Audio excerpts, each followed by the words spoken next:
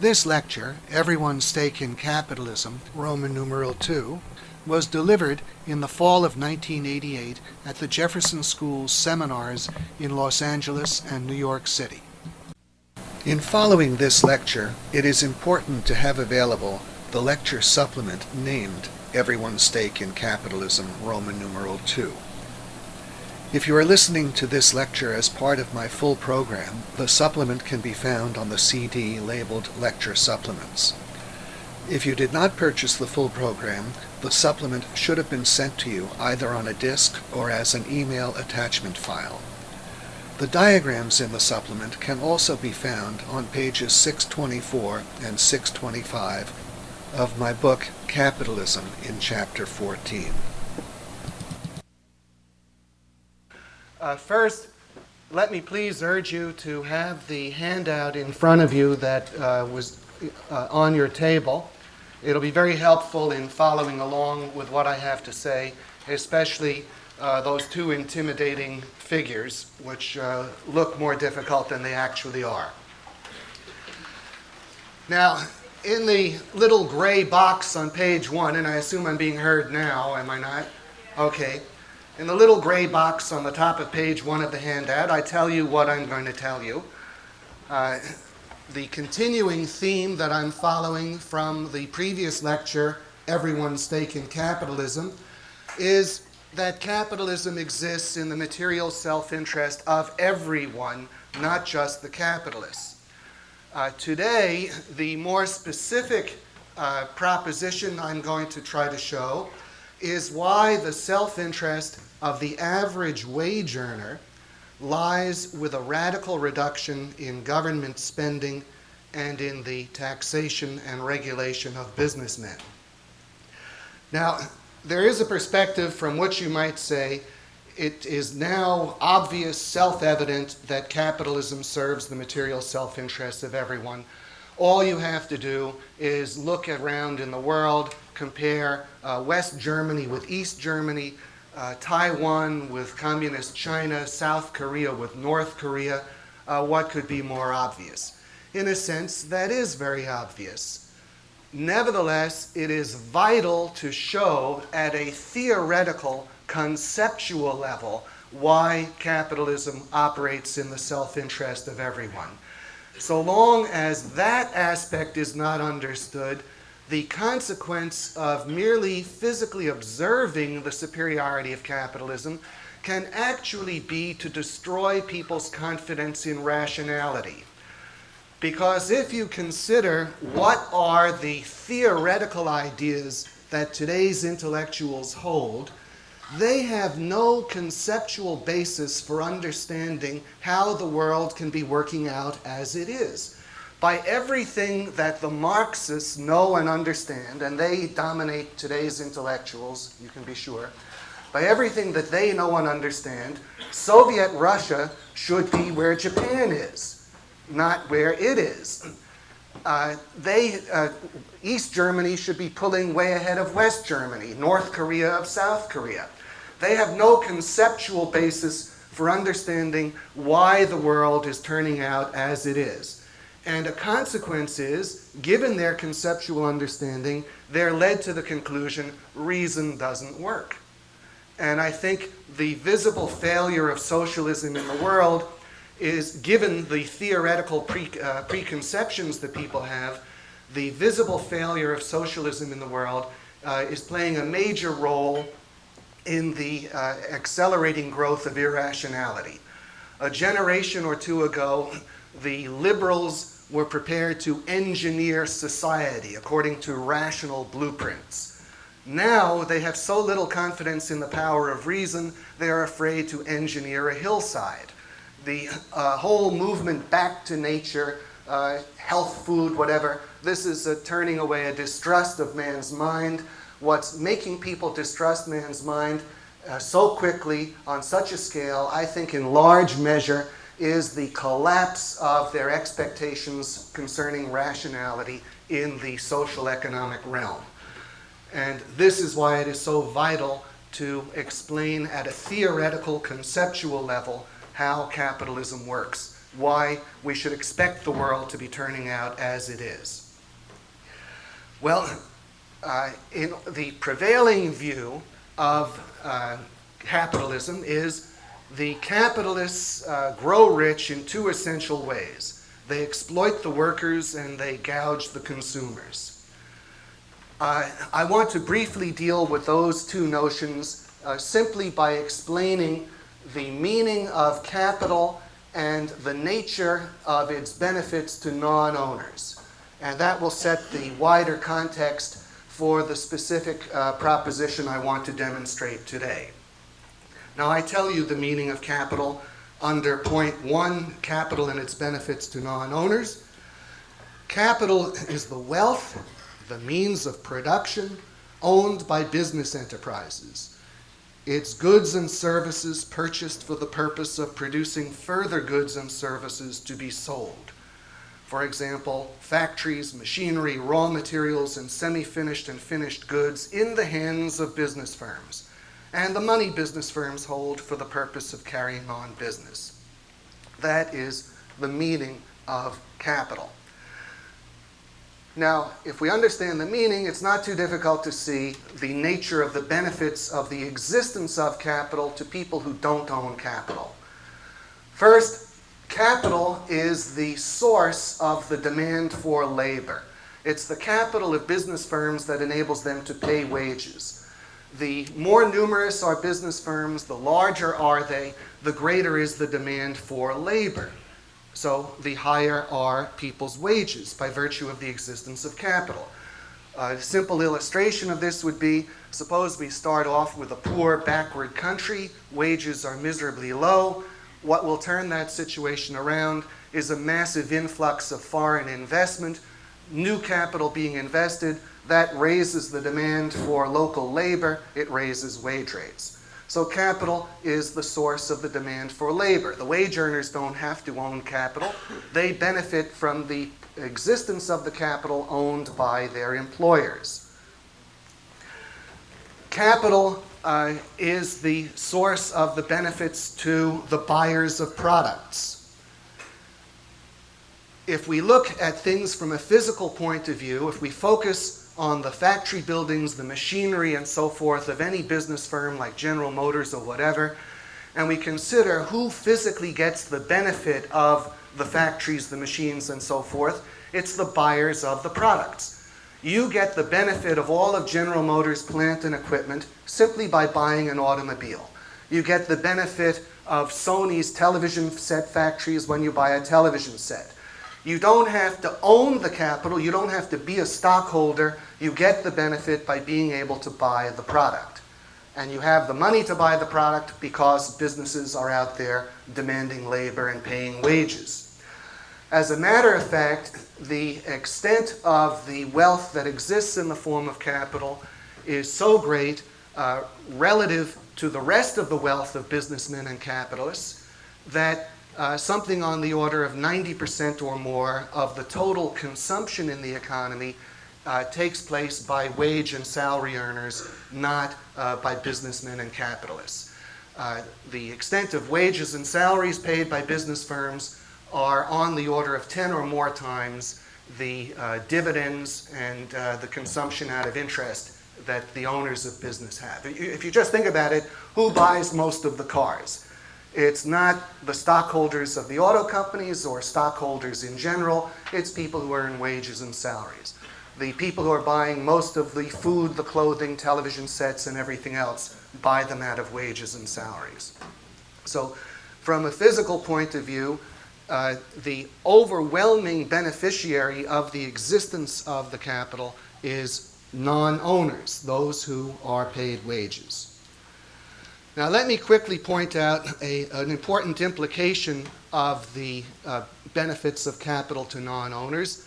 This is the fact that there is a benefit from the institution of inheritance to people who are not heirs. I deliberately want to say a few words about inheritance because inherited wealth is one of the prime targets of those who are ready to loot and plunder other people's wealth. In their view, the only people who can benefit from inheritance are those who are lucky enough to be heirs.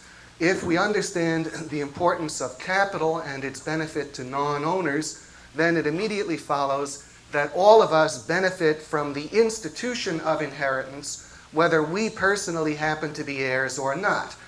Because it is possible for parents to leave wealth to children and grandparents, they are motivated to accumulate more capital and not to decumulate capital in their old age.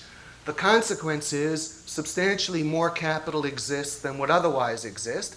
The effect of that is the demand for labor is greater, the supply of goods is greater. There's a twofold benefit to non-heirs in the institution of inheritance. Now, if we put these two aspects together of capital, the demand for labor and the supply of goods, between the two of them, it becomes clear that capital is the source of real wages. Real wages represent the goods and services a wage earner is able to buy with the money he earns. It's not just the money you're paid. What counts is what you can buy with that money. Real wages always depend on a relationship between the money you earn and the prices you have to pay. If we earn double and prices are double, we're not earning any higher real wages. If we earned the same and prices were half, we'd be earning double the real wages. Well, capital, by its very nature, creates real wages. It's creating a demand for labor, it's providing the money wages, and it's providing the goods for the money wages to buy. All right, well now let me turn to the proposition I want to try to demonstrate today, that the self-interest of the average wage earner lies with a radical reduction in government spending and in the taxation and regulation of businessmen. The prevailing view, of course, is the opposite. The prevailing view is the wage earner needs government spending to give him back the loot the capitalists have allegedly plundered from him, and needs government regulation to protect him from business. Well, let's start with the fact that real wages, what the worker can buy with the money he earns, depend on the productivity of labor. What is meant by the productivity of labor is the output per unit of labor. What a person on average can produce in a year, a month, or an hour. If we have someone who's working with hand tools making shoes, and he produces one pair of shoes in 2 days, that's one state of the productivity of labor.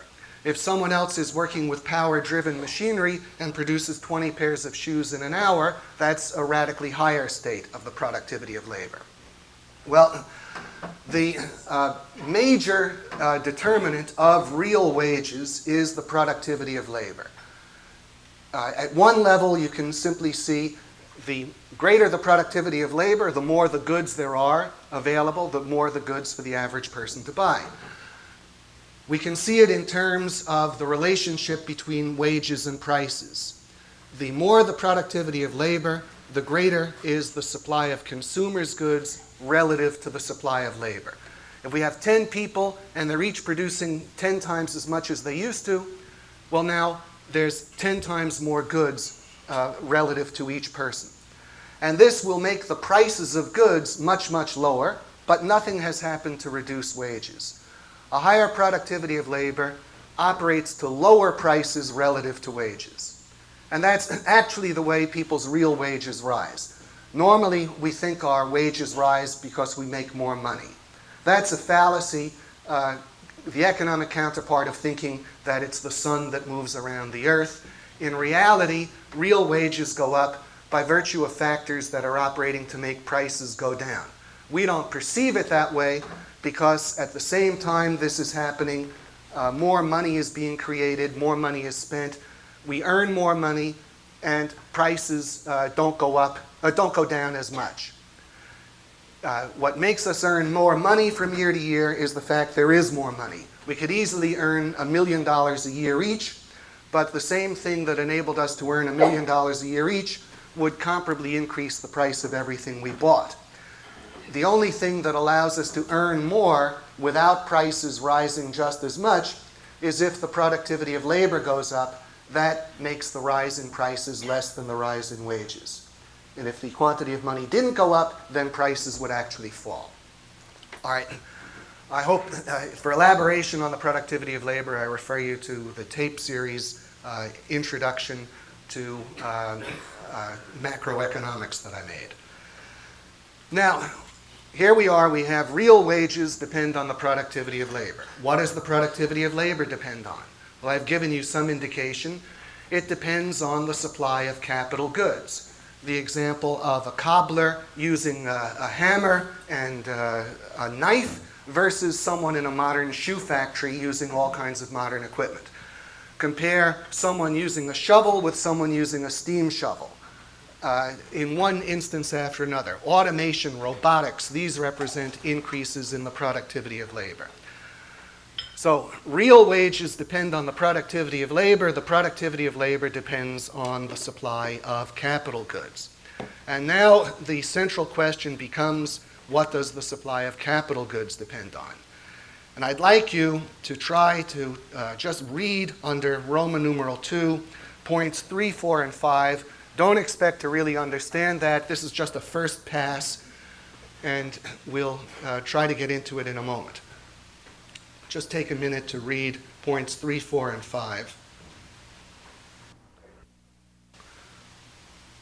When we've established those points, it'll be obvious why the reduction in government spending and the taxation and regulation of businessmen is to the self-interest of the average wage earner.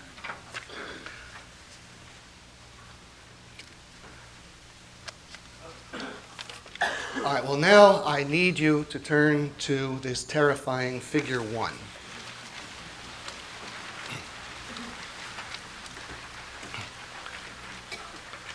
What am I trying to show here? Well, production takes place by means of workers using machines on materials, in essence. Workers are working with capital goods to produce products. And here we are, we start off in year 1. We want to trace things out. We want to trace out what happens over time. So we begin in year 1. And in year 1, there is so much labor that people are capable of performing. I arbitrarily designate that as 1L. It's some amount. Everything must exist in some quantity. In economics, we want to specify what is the quantity. So there's 1L of labor. And it works with 1K of capital goods. And between 1K of capital goods and 1L of labor, so much can be produced. Now I'm assuming that it's possible to produce 2 units of wealth for every 1 unit of capital we have. Notice we produce 1K of capital goods and 1C of consumer goods. So there's 2 units of wealth altogether. I'm assuming with 1K of 1L of labor and 1K of capital goods, we can produce 2 units of wealth. Conceivably, we could produce 2K of capital goods and no units of consumer goods if we did nothing but produce capital goods.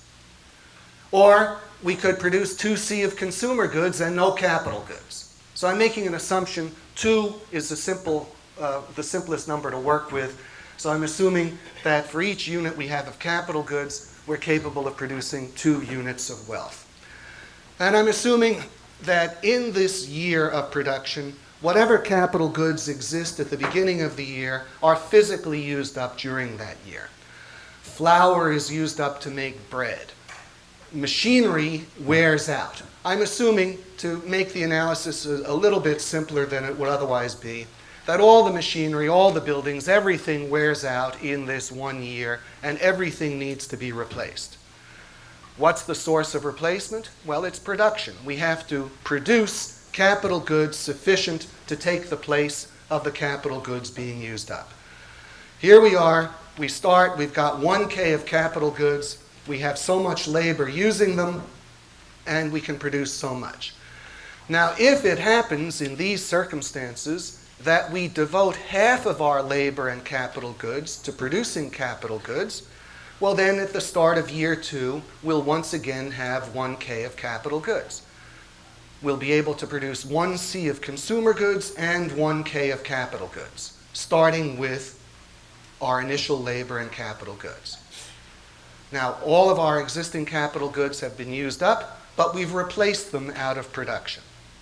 So we began with 1K and 1L, we've produced, we now have a fresh supply of capital goods, 1K.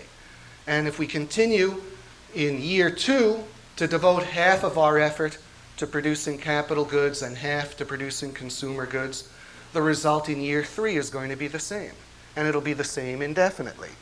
This is a stationary economic system. It's an economic system which isn't accumulating any capital, which is simply producing as much capital as it uses up.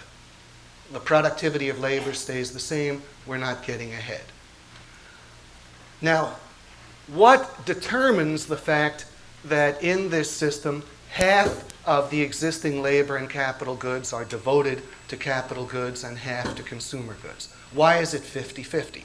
Why are the percentages 50%, 50% shown just over the arrows? Well, what's determining that is the demand for capital goods relative to consumer goods. If you notice in year 2, I say 1K of capital goods in response to a demand for capital goods of 500.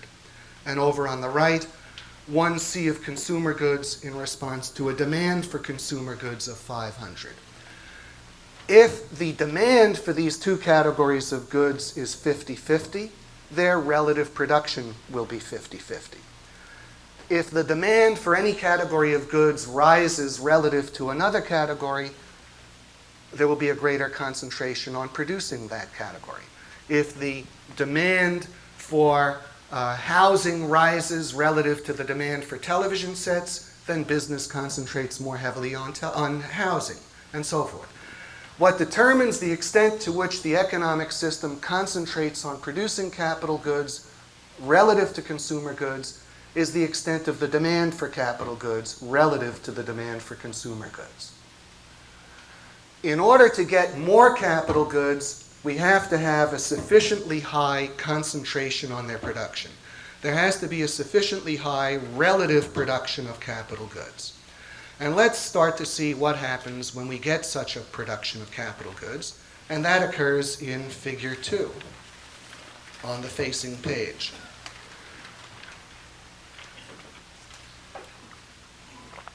Here we start off.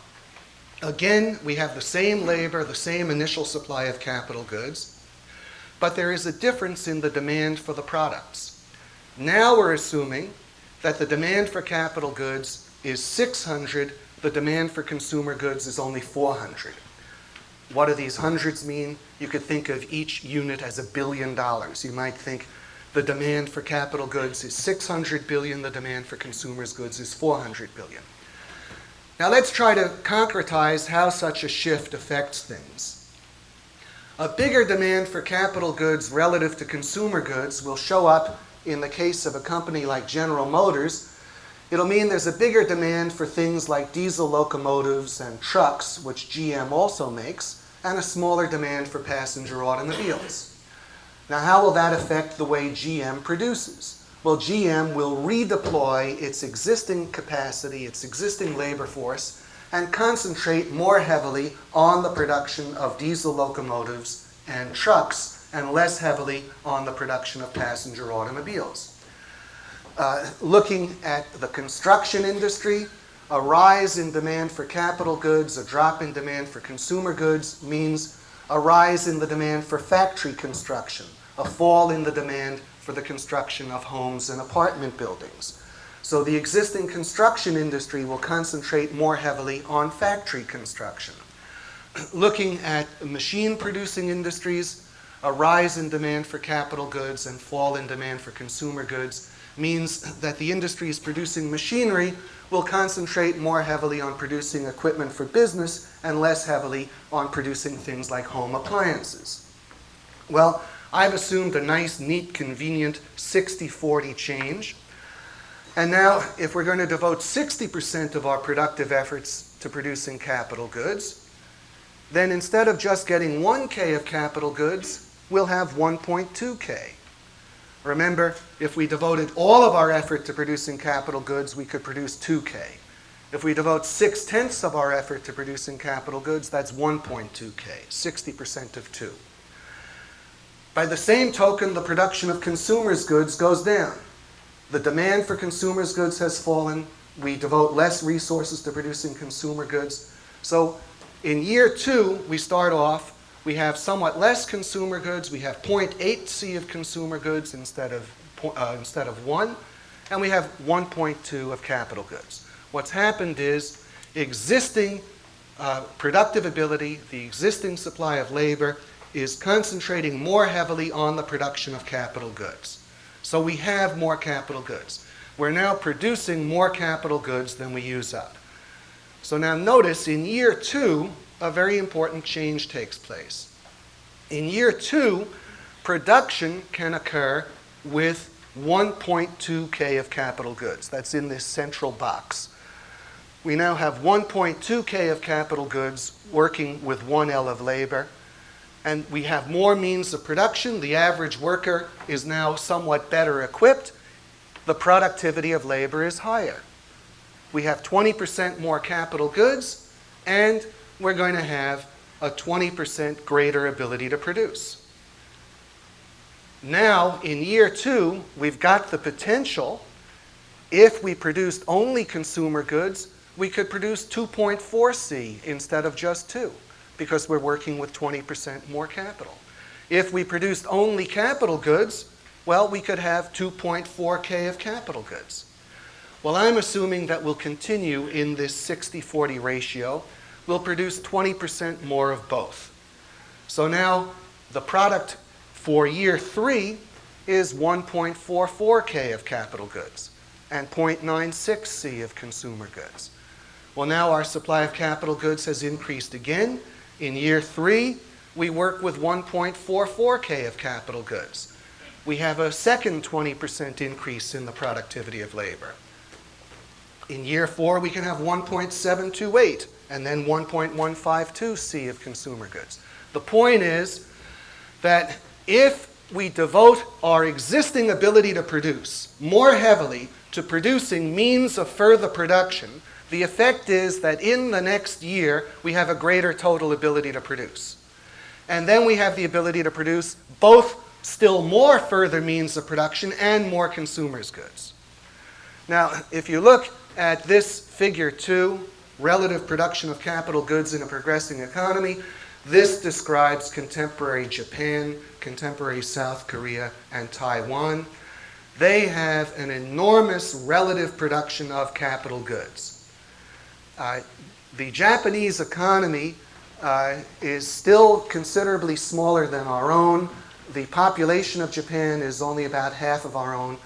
But the total production of capital goods in Japan today, in absolute terms, exceeds the production in the United States and is pulling ahead by an ever-growing margin. An indication of how this occurs is, in the United States, only about 5% of people's incomes are saved. In Japan, the usual figure is on the order of 25%. What that means is the Japanese are making a vastly higher demand for capital goods. When you save, the savings are used to buy capital goods. When you consume, you're buying consumer goods. The more an economy saves, the greater is the demand for capital goods. The greater will be that economy's concentration on producing capital goods. Each new year will begin with a greater productive ability than the year before. In every year for the last 30 years, because of this higher concentration on capital goods, the Japanese economy has started each new year with more capital goods than it had the year before. It has become capable of doing more. It's continued that high concentration on capital goods. And the result, it's not a 20% annual increase, but it is an 8% annual increase. Now, we are described today by figure 1 in the United States. We're not producing very much in the way of capital goods. We have a stationary economy.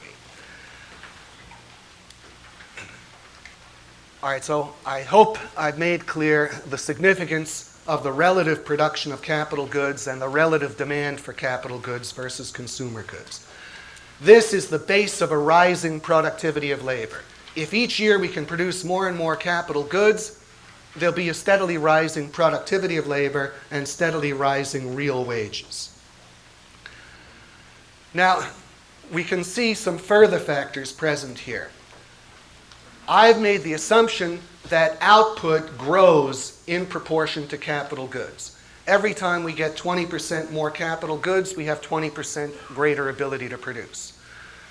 Some further element is necessary for that to be present. In order for this to go on for a sustained period of time, you need technological progress. If technological progress takes place, then it is possible that every time we increase the supply of capital goods, we can increase our total overall ability to produce. If we didn't have technological progress, the process would peter out.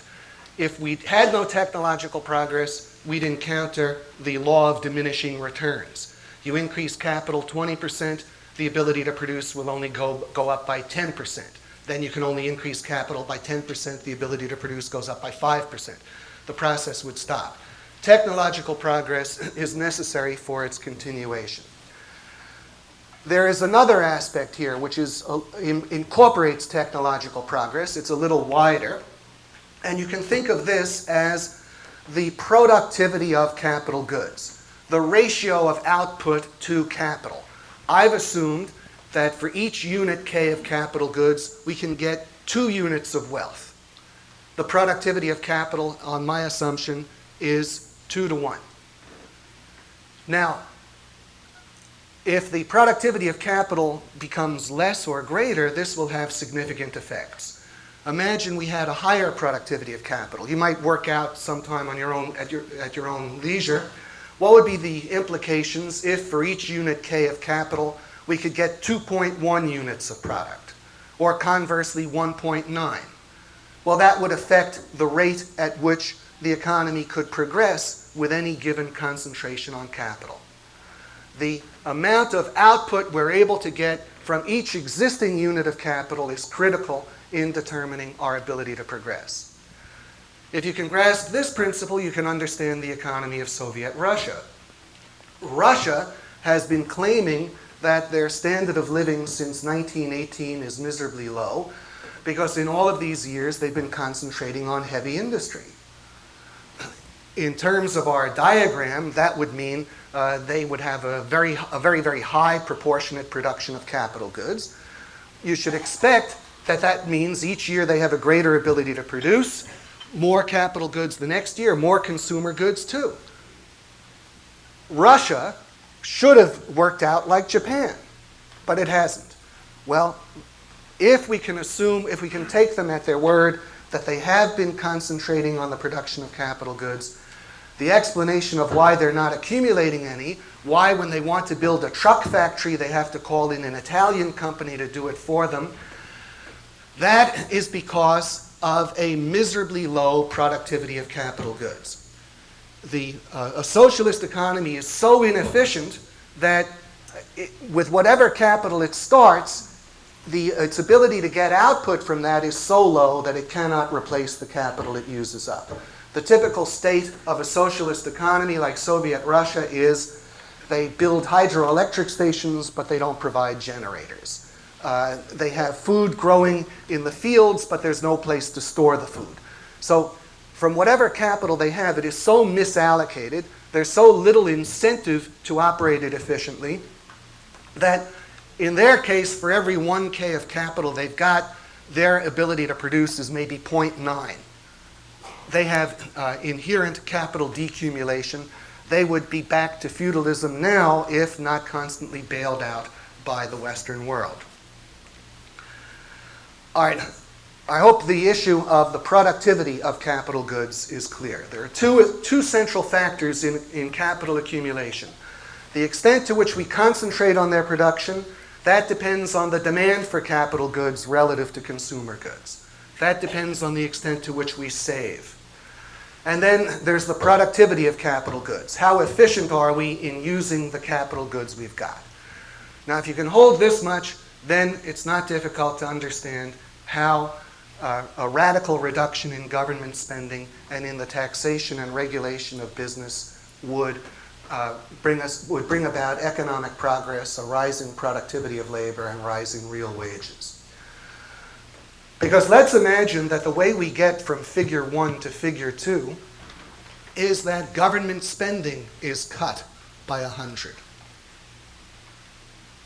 Let's imagine instead of the government taking $100 billion and using it to make transfer payments, meet its payroll, and so forth, buy goods, that $100 billion is left to business firms who use it to buy capital goods. Well, now we have a higher relative demand for capital goods. We'll have a greater concentration on their production. Instead of existing plant and equipment being used to produce consumers' goods for the recipients of transfer payments and the employees of the government, they'll produce capital goods for business. The effect is, in the next year, we've got more capital goods, a greater total ability to produce, and then on and on. All right, so reducing the taxes on business, the corporate income tax, the progressive personal income tax, the capital gains tax, and also the inheritance tax. These tax reductions mean that there is a greater demand for capital goods relative to consumer goods, a greater concentration on their production, the basis for a rising productivity of labor. Tax reductions on profits also operate to increase the productivity of capital goods. To the extent that profits are not taxed, the profit incentive is stronger. There's a greater incentive to develop and introduce new technologies which maintain or increase the productivity of capital goods. Small, innovative firms can grow large much more rapidly if they don't have to pay a substantial share of their earnings to the government in taxes. That increases the competitive pressures on the already established firms. They have to adopt innovations. If the government is spending less, it's not going to have the funds to subsidize the perpetuation of inefficient methods of production. So reducing the taxes on business operates to provide a higher relative production of capital goods and at the same time a higher productivity of capital. Reducing government regulation raises the productivity of capital. Consider the antitrust laws and how they interfere with the productivity of capital. Let's imagine we have two firms, each of which is using the same kind of equipment, but perhaps only to 40% of its capacity. If these two firms merged, they could use half the amount of equipment at 80% of capacity. Well, this is a significant instance of getting more output from the same amount of capital. But if the antitrust laws prevent the merger, they're preventing the more efficient use of capital. Consider the consequence of pro-union legislation. The unions, almost without exception, do everything they can to prevent the introduction of labor-saving machinery. And they are notorious for feather bedding and make-work practices. This limits how much can be produced with the existing means of production. It holds down the productivity of capital. All of the environmental legislation, the arbitrary legislation that stops all kinds of things from being constructed, that introduces interminable delays, cost run-ups, this is an important way in which the productivity of capital is being held down. So if this regulation were eliminated, we would have both a higher concentration on capital goods and as well a higher productivity of capital goods. And the result is more capital, a higher productivity of labor, and rising real wages. And I think that proves point 6 on page 1. Thus, the effect of a reduction in government spending and in the taxation and regulation of businessmen is a continuing increase in the supply of capital goods, in the productivity of labor, and in real wages. The whole trick is a greater concentration on capital goods production and a higher productivity of capital goods. Let me say a few words about the current political situation. Much of the truth of what I'm saying was grasped by the Reagan administration and the so-called supply-siders early in the first term.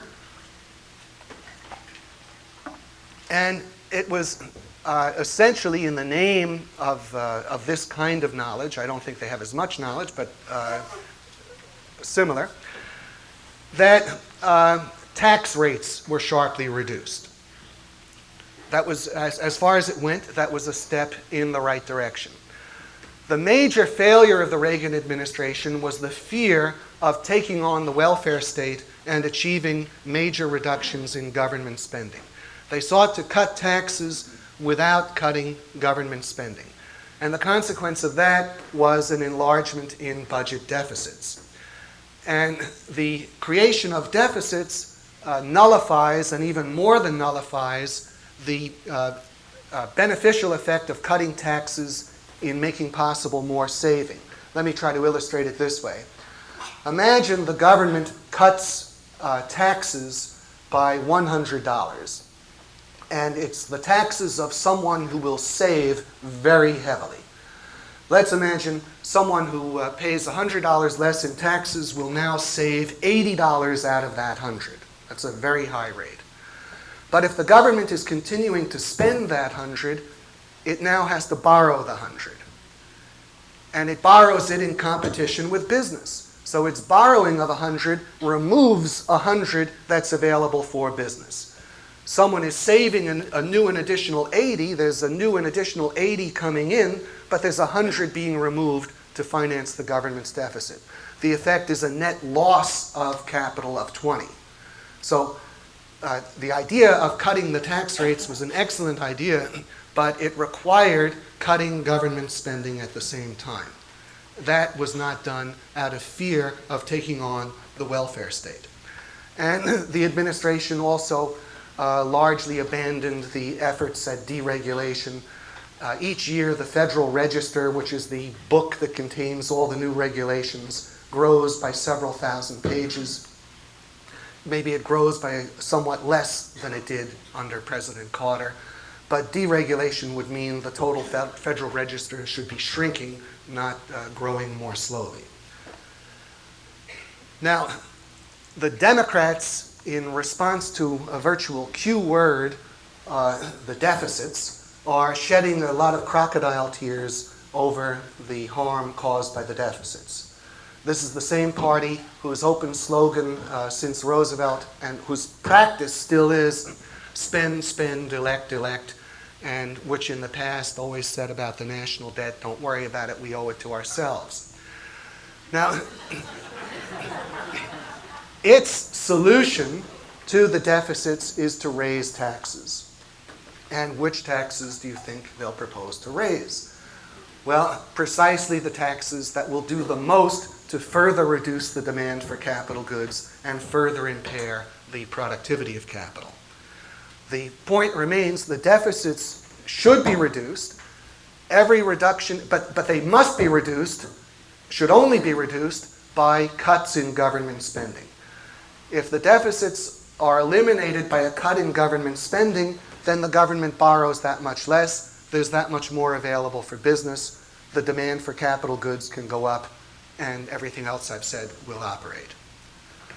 Now, it shouldn't be necessary to take too much time to explain to this audience why the spending that should be cut is non-defense spending.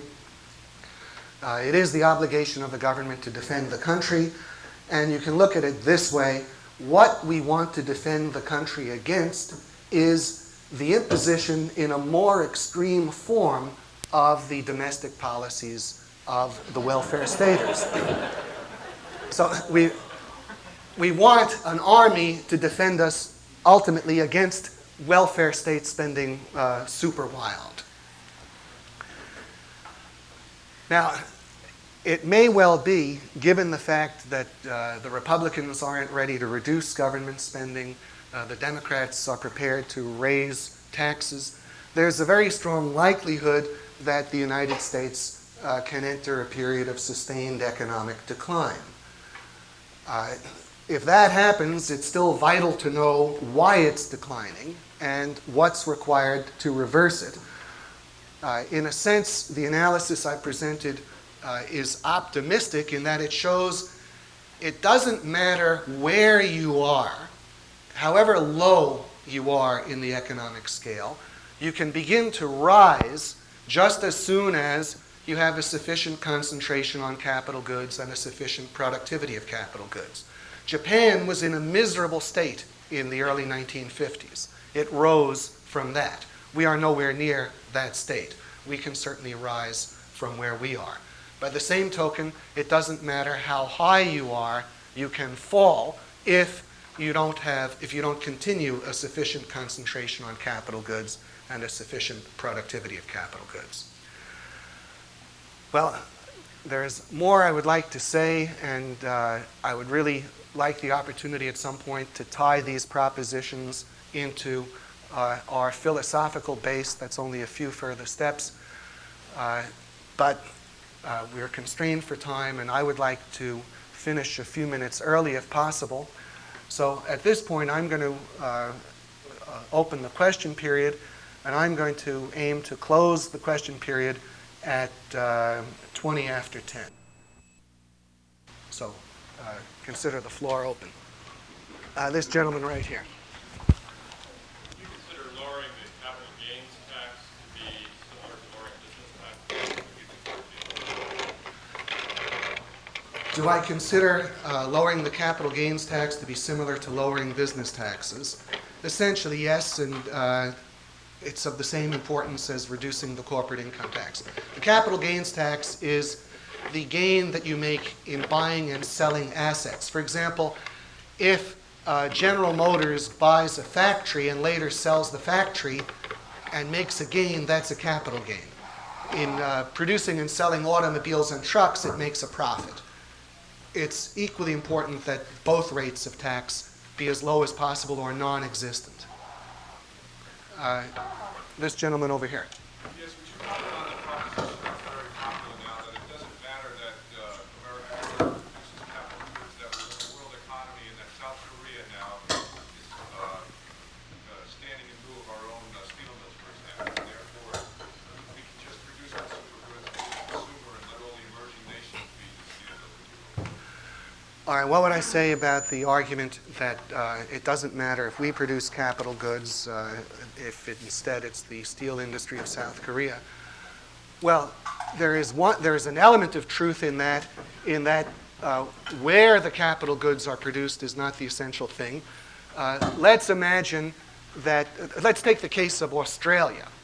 Australia is producing a great deal of beef and cattle. They're not significant steel producers. But if the Australian ranchers use a large proportion of their revenues and incomes to buy the capital goods appropriate to ranching, well, then they're saving and investing.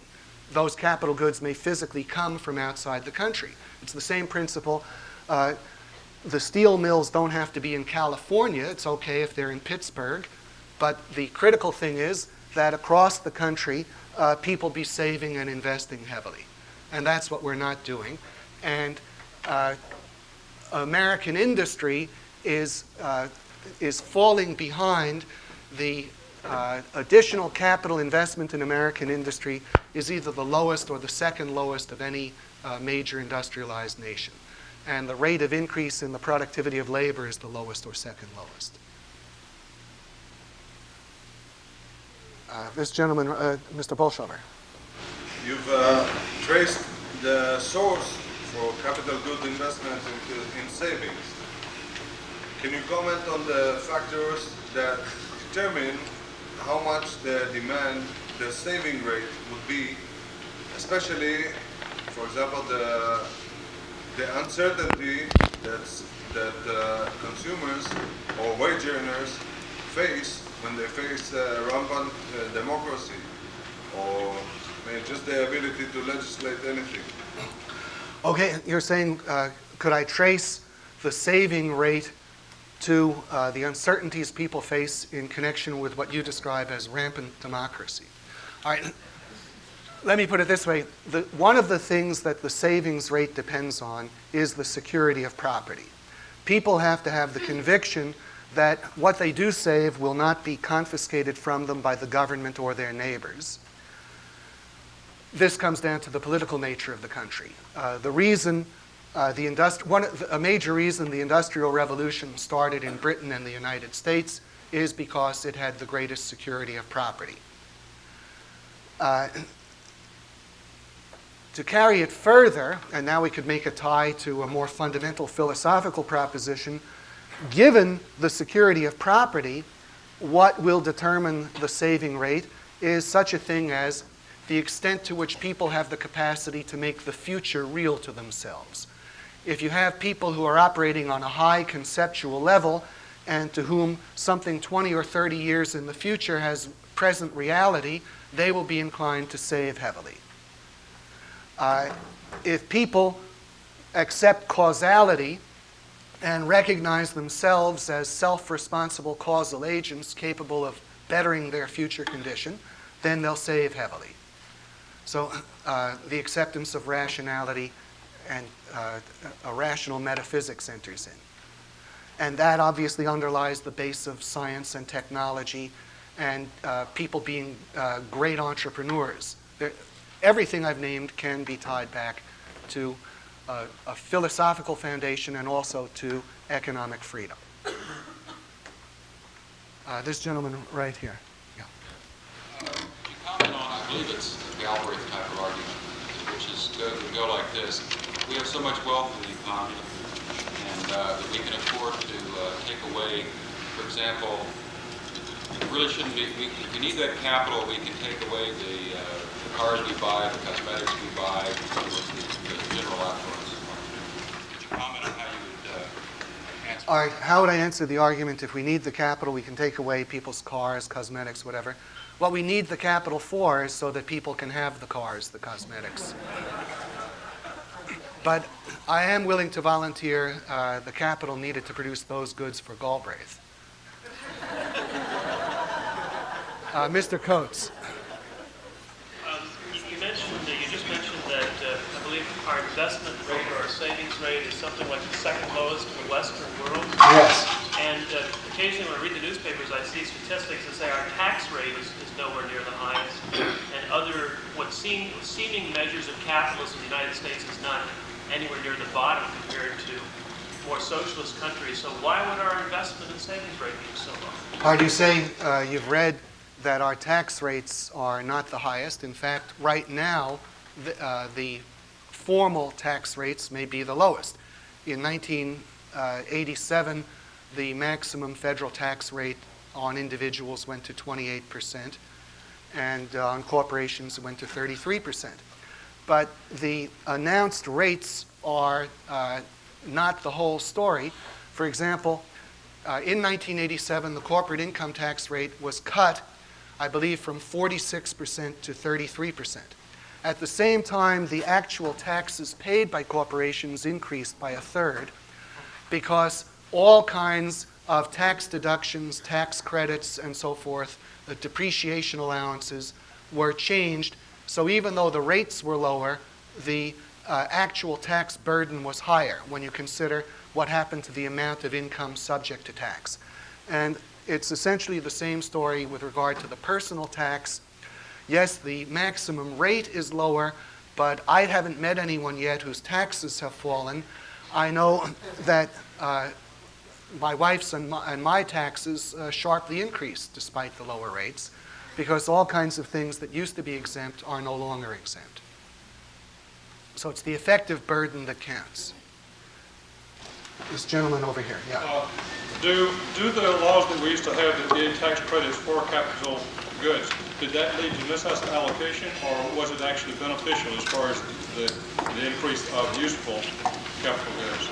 We had laws allowing tax credits. That meant, for example, if a firm spent $1 million buying new plant and equipment, the tax law for many years allowed that firm to deduct $70,000, 7%, from whatever taxes it otherwise owed.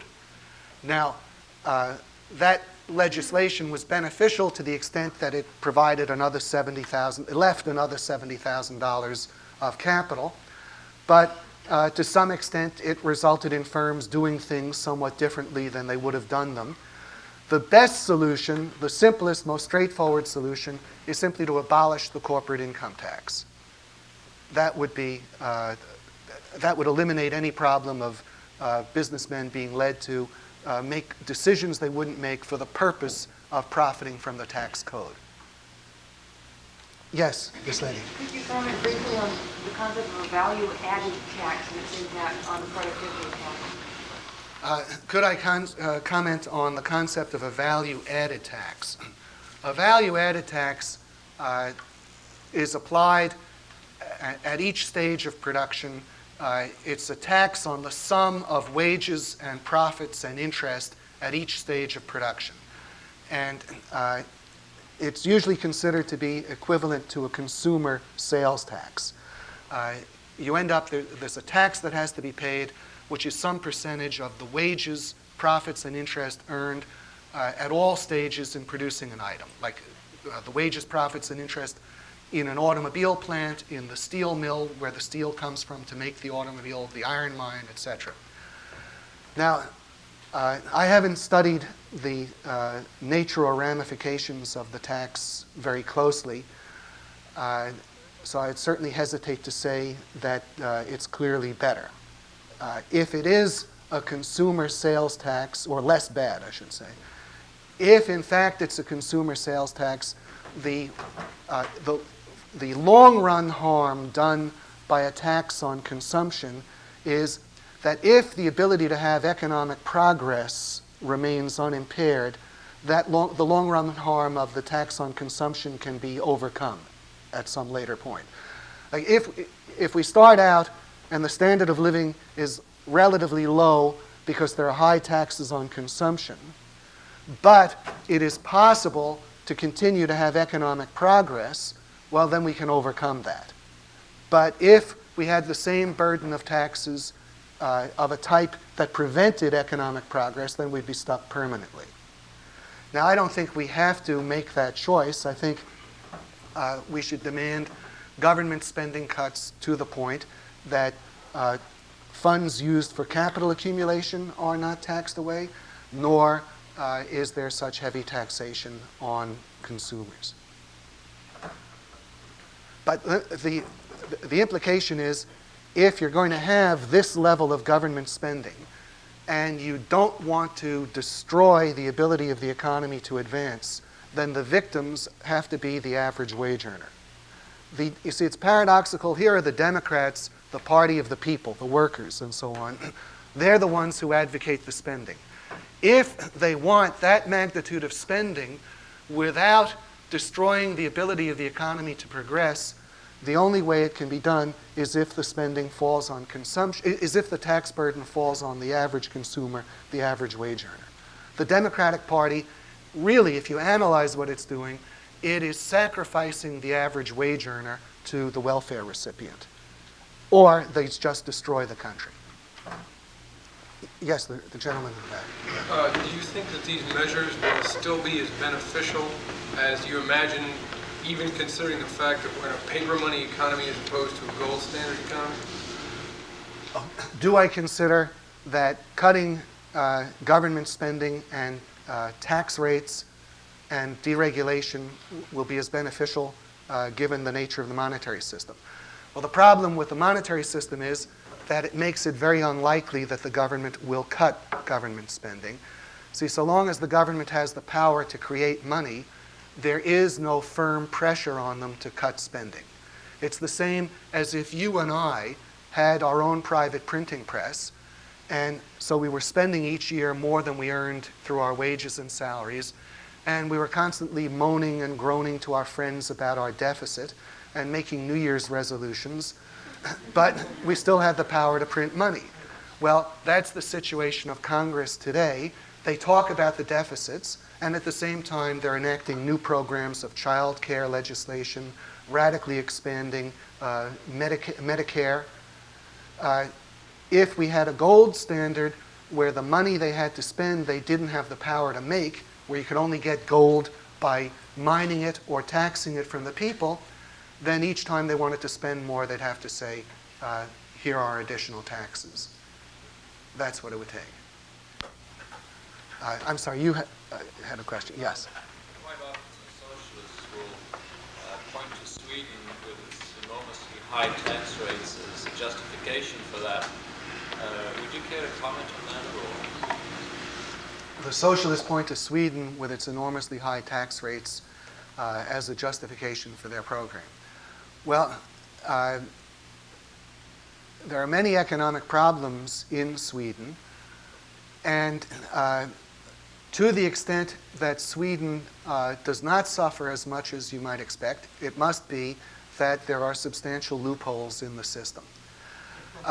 You see, let me try to give you an analogy. I think we have a theoretical basis for understanding what's required for economic progress and what will impair it. Now, if someone comes up and announces, well, here's a case I know of that contradicts everything you're saying. Here we have prosperity, even though there's no possibility of accumulating capital, even though there's no basis for maintaining the productivity of capital. That's an impossibility.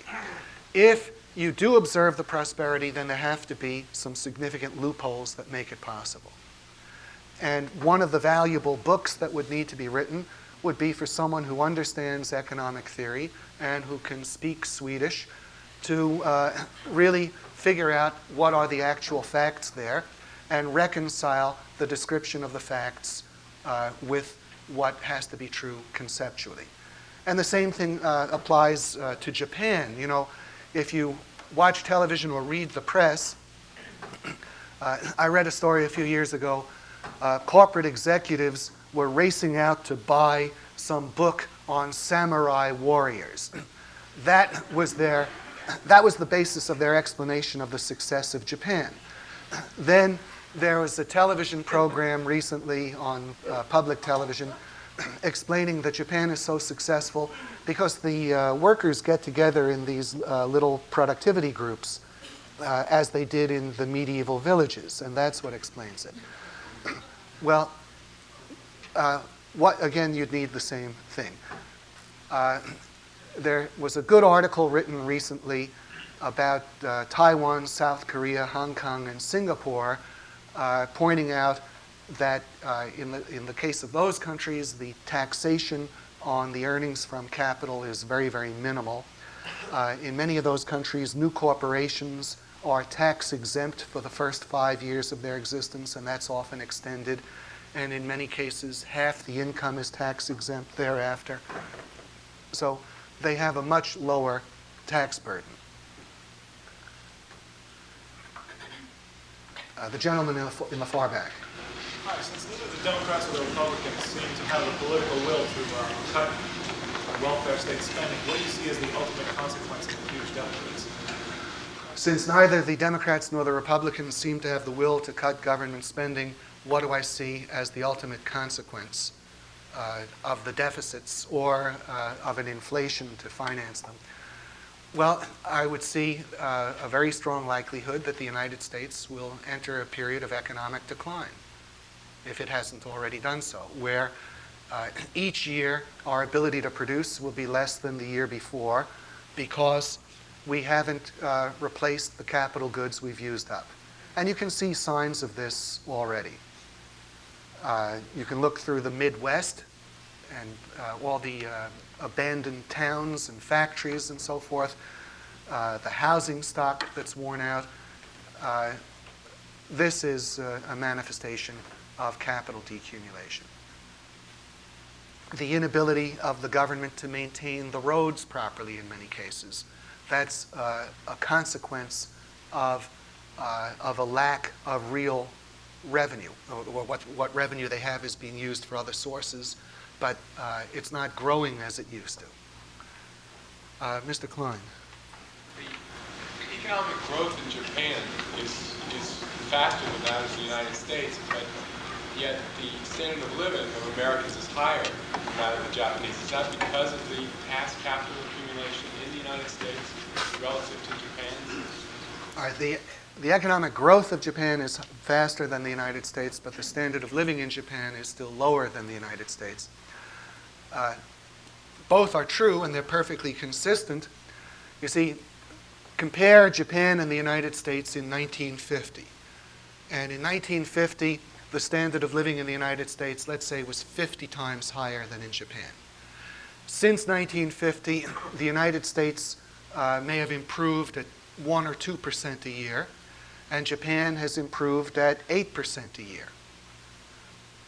Well, it may not have gone on long enough for them to surpass us, but the gap is radically lower, and if the present rates continue, anyone growing more rapidly sooner or later absolutely overtakes and then passes by an ever-widening margin the country that was originally richer. Now, the standard of living in Japan could be made higher than it is right away. The Japanese government has some very foolish policies of its own. It thinks it's necessary that Japan be self-sufficient in producing rice, so they subsidize domestic rice growers and they produce food very inefficiently. They should throw that open to free importation. That would cut the price of an important item for them. And there are some other cases like that. Gentleman in the far rear. Yeah. Speak of government as if it were an entity unto itself. Seem to mean that government is really the result of what we do to it, we, the electorate. So is not the solution of the spending policy of the government in our own hands, and it will continue to be a spend, spend, spend philosophy until we decide to elect those who do not spend. The question is, isn't what the government does really a reflection of what the citizens want and have the power to change? In the mass, there's a large measure of truth to that. And if you look at the ideas that most people hold, well, I think far more people hold the idea that businessmen, if left free, exploit the workers, gouge the consumers, that unless they're controlled and regulated, there'll be all kinds of havoc and devastation. And so long as public opinion believes that, you have a government with this type of power. Now, you'd have to change public opinion. First, you'd have to change the opinion of the intellectuals. But you or I as individuals don't have any power over the government. Don't think for a moment that if you're being extorted in your income tax, that it's you who are choosing that fate for yourself. It's other people who've chosen it for you. Yes, Ms. Slor. Speaking of education, have you observed any more receptiveness to free market ideas in the universities among professors or students? Have I observed more receptiveness to free market ideas in universities or among students? I thought a few years ago that it was starting to look that way, merely because Milton Friedman had some popularity, and a lot of what he has to say is good, but he's a very mixed case. Now I'm not so sure, and now it seems that there are American universities which are actually being taken over by the Marxists. And there are even economic departments in the United States where they're already controlled by the Marxists, and they hire just new Marxists. So, pardon me? I say it seems now there are universities that are being taken over by the Marxists, and there are even economics departments which are controlled by the Marxists. Can you hear it now? Okay. Yes. Do you think there are any permanent or substantive gains to be made in Russia or Poland due to Gorbachev's concept of glasnost or any related concepts like that? Do I think that there's any likelihood of real improvement in Russia or China due to new policies from people like Gorbachev or the Chinese leader? It's not impossible, but I would want to see a lot more. I've been amazed at some of the things I've read in the papers. Like Gorbachev has said they should lease farmland for 50-year terms to private individuals so that they would be the masters of the land and have an incentive. In China, they're leasing land on a shorter term basis. Now, if they ever were going to change, this could well be the way they'd be changing. But whether or not they'll stick with it and carry it further, I don't know. It's also possible that they could be fomenting civil war and revolution. For example, there's a major nationalist problem in Russia, and there are people in Armenia and in the Baltic states who are demanding more autonomy, and this sort of thing could get out of hand as a result of having relaxed the reins. And I would think that if the communists do ease up and don't step in to crush things fairly soon, they may find that matters get beyond their control. But I'd want to wait to see it. Mr. Lewis. Couldn't foreign investment here have a significant effect on capital goods? Could foreign investment in the United States have a significant effect on the supply of capital goods in the United States? Yes, it could. And perhaps the major thing that has saved us from the consequences of our massive budget deficits has been major foreign investment. A major portion of the government budget deficit is financed by people living outside the country, and they also invest heavily in the American stock market and bond market, and that takes the place of American funds going to finance the deficit. So foreign investment has been very helpful, and the way that foreign investment benefits us is it gives us the financial means of importing goods from abroad.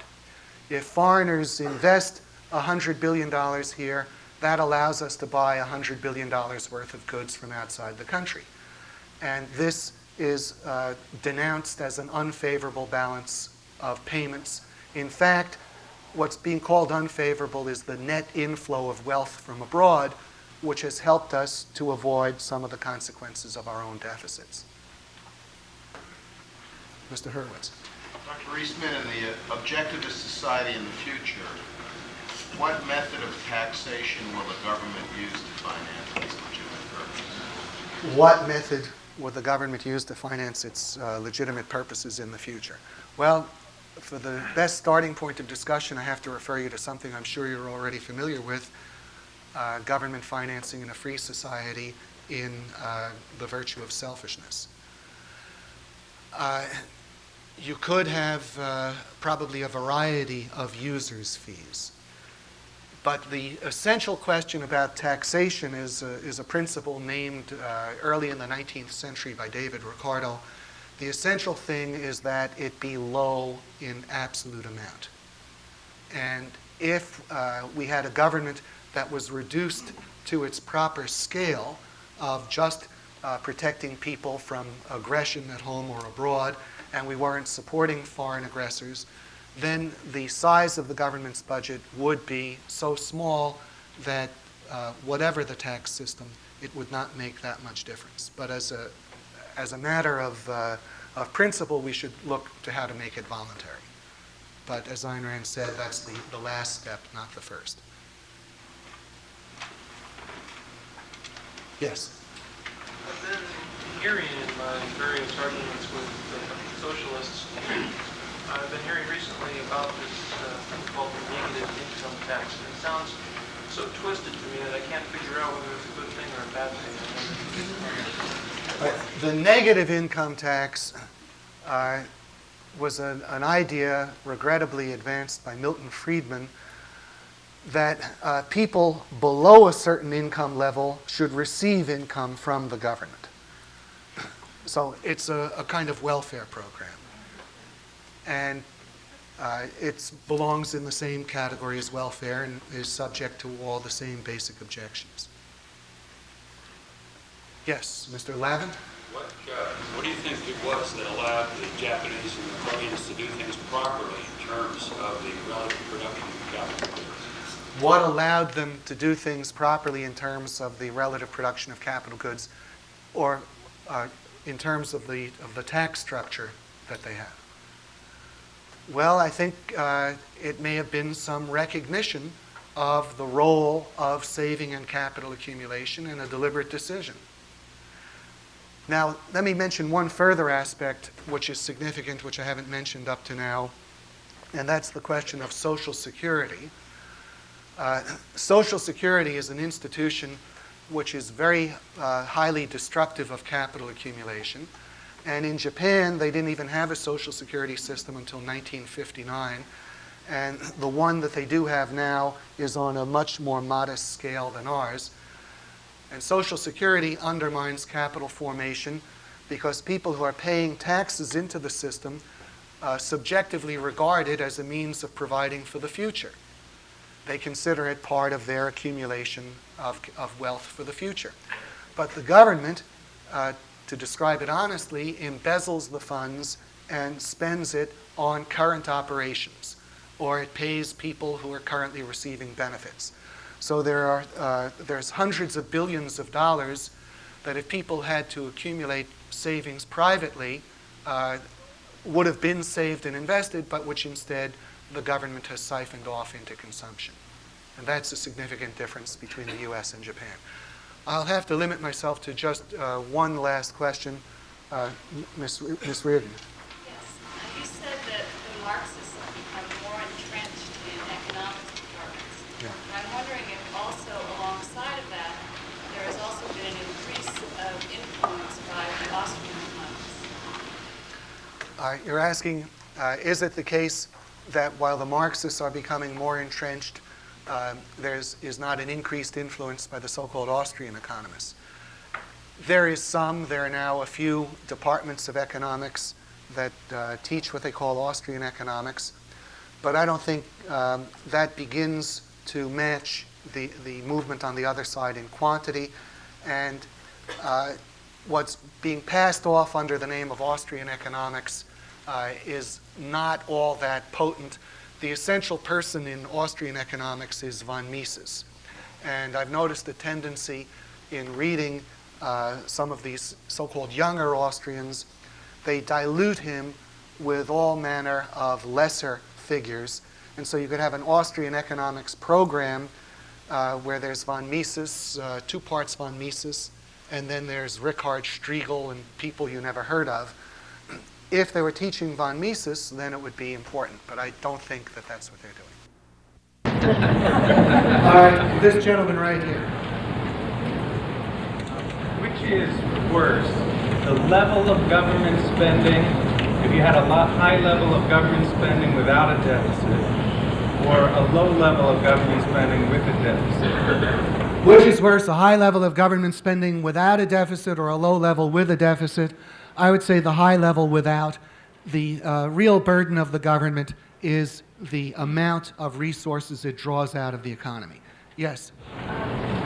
Taking your example of the primitive fishing society, could you very briefly describe a scenario in each of the 2 directions? If they concentrate on capital goods or if they don't, could you describe each scenario what you have in your mind? If you have 2 societies concentrating on capital goods or not, and in terms of that fishing society, if we had a society where people can catch so many fish and they simply consume them, they stay at that level. If temporarily they consume less and devote part of the labor that would have been devoted to producing fish for consumption, if they devote that to constructing a boat and net, then when they have the boat and net, they will then have the means of catching much more fish. And they could not devote all of their labor to catching fish. They could now continue to devote labor to building further means of production. Question in the far back. Yes. Isn't the economy of countries like Japan and South Korea even more regulated than the United States? And if so, why do they have a higher savings rate and higher demand for capital goods? Are the economies of Japan and South Korea more regulated than the United States? And if so, why would they have a greater concentration on capital goods? I think all things considered, from my knowledge, they're substantially less regulated. Their rates of taxation on capital have been substantially lower. They do not have a labor union movement the way the United States does. They don't have the antitrust impediments. They don't have the kind of obstacles to developing atomic power. All in all, there is much less government interference. and they have a much higher rate of saving. Just the last example, Japan has a vastly smaller social security system than the United States. That's an important matter in connection with capital accumulation. Hundreds and hundreds of billions of dollars that people think they're saving, paying into Social Security for their old age, is diverted into current consumption. Instead of adding to capital, it doesn't. In Japan, that is not true on anywhere near the same scale. This gentleman, Mr. Terza. Yes, I don't know what the current figures are, but say factories are operating at, say, 85% capacity. What is the importance of further capital accumulation when we're not fully employing the capital we have now? All right, if factories are operating below capacity, what is the point of further capital accumulation? Well, capital accumulation is important from the point of view of more capital per worker. Let's imagine we had 85 workers and 100 shovels. You could say the capital is operated at 85% of capacity. Why do we need more? Well, we need steam shovels to replace the hand shovels. That would be the basic issue. Yes, this gentleman here. If the amount of consumer goods relative to the amount of capital goods are determined by demand on the part of consumers, and consumers simply choose to demand more consumer goods, then how would capitalists be able to increase the amount of capital goods if the demand is still for consumer goods? Well, you see, the consumers buy consumer goods. The capitalists buy capital goods. To the extent that people decide that they want to save more and consume less, that makes possible an additional demand for capital goods. Yes, this gentleman here.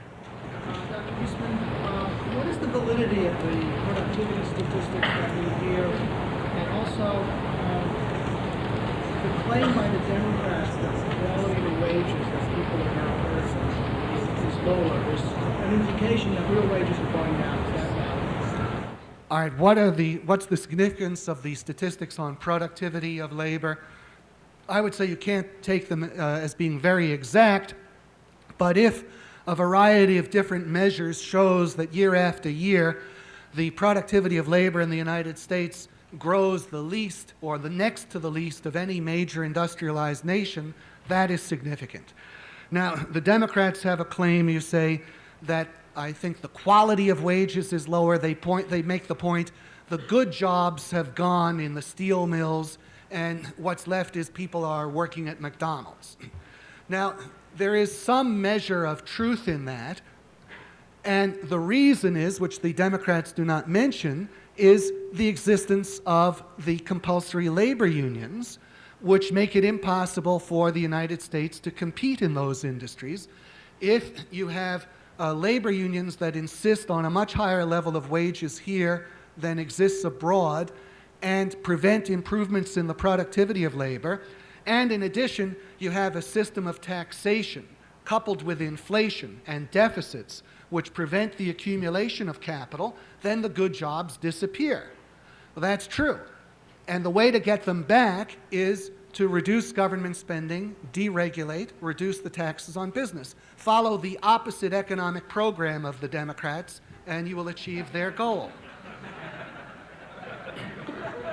Mr. Patterson. Is there a similarity between an economy investing more money in capital goods and an individual investing more time in education earlier in their life? Is there a similarity between an economy investing more in capital goods and an individual investing more in education?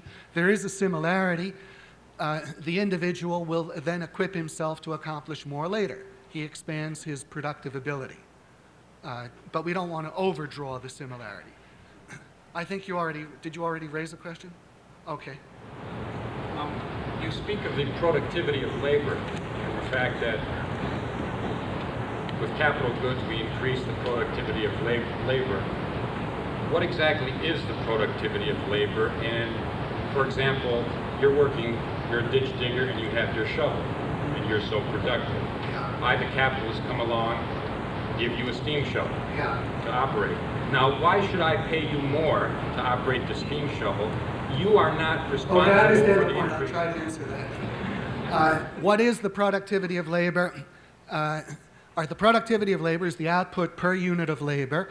The size, I understand, I will give you an answer that will satisfy you. With a hand shovel, the productivity of a certain amount of labor is a hole of a certain size. With a steam shovel, it's a much bigger hole. Now, why should the capitalist who provides the steam shovel pay more as the result? Normally, by the basic nature of the economic system, he wouldn't. There's a tendency to do so insofar as the quantity of money increases, that raises the demand for labor.